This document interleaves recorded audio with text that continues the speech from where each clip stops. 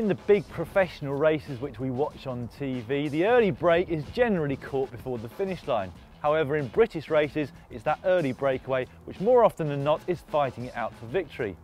That makes being able to form or get into a breakaway an essential skill if you want to be successful at racing. So here are a few tips to get you up the road safely. Watch the experienced riders. Once you start racing regularly, it won't take you long to recognise the riders that make it into the breakaway more often than not. It's a good idea to watch what they do. Not only will you learn from them quickly, but if you stay near them and are able to follow, you could well also find yourself making the decisive breakaway. Choose your time and place wisely. There are times when it's good to try and break away, and times where more often than not it will be fruitless. Attacking into a headwind, on a straight open downhill, or just before a corner are surefire ways to use up precious energy without getting anywhere. Try instead going where there is a cross or tailwind, an uphill or winding road where you'll be able to quickly get out of sight. Attack from the correct position. You also need to think about your position within the group. Attacking from the front will be obvious. Everybody can see you do it, and it's likely you'll be followed. Instead, start your attack from a little further back and try to use another rider to gain momentum before you make your sprint. The faster you're going when you come past the riders at the front of the group, the less likely they will be to try and go after you. Do this safely on the correct side of the road and you'll race smart.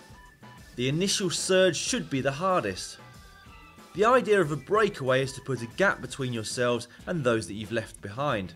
So you want to create that gap as quickly as possible. The initial surge from the bunch should be almost a sprint. If you simply try to drift off the front, then it's likely that the entire bunch will quickly be on your wheel. If you've got a gap, establish it as quickly as possible. After your initial surge, take a quick look around to see the situation behind. If there isn't a gap, then it's time to sit up and wait for another moment. However, if you've drawn a couple of riders clear, then it's time to establish that gap. Time gaps of under 20 seconds are relatively easy to close or jump across to for an experienced road racer.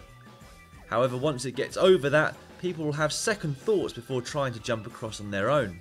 So for the first 3 or 4 minutes after you've established that initial gap, you should continue to ride hard.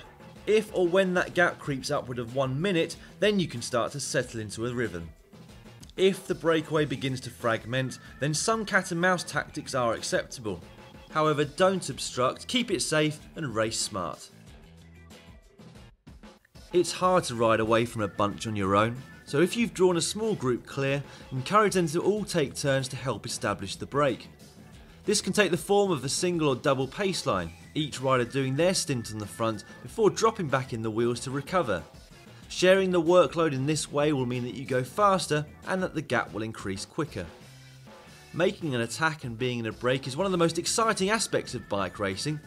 The adrenaline of knowing you're being hunted down by the bunch and the tactical subtleties of judging how much and for how long you'll cooperate with your breakaway companions heighten the intensity of the moment, but it's still important to remain focused and race safely.